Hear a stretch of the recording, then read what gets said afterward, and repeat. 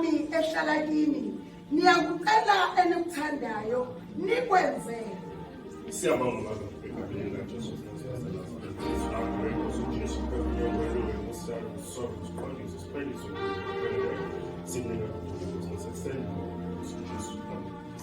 Iloko nje bazalwane bami enginawo ukuthi sibizole lokho nje ukuthi uma sihlala uNkulunkulu wethu namazwe akhe ehlala kithi sinelungelo lokucela noma ngabe yini. Kodwa into engifuna sibheke kakhulu amandla esinawo ezwi ey'mpilweni zethu.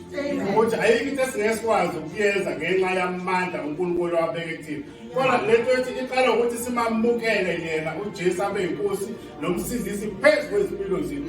Bese siyacingelela ukuthi simnikeze isikhathi sezwi phezu kwey'mpilo sifunde lokho.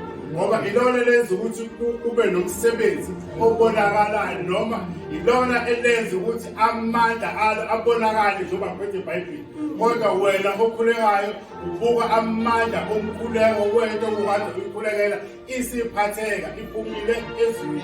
Kodwa ikhishwa yizwi. Iloko nje ngiyakuthi kubalulekile bazalwane bethu ukuthi sihlale yena bese siba nalo lolungelo lokuthi sicele noma ngabe yini enkosini. Ngiyabonga.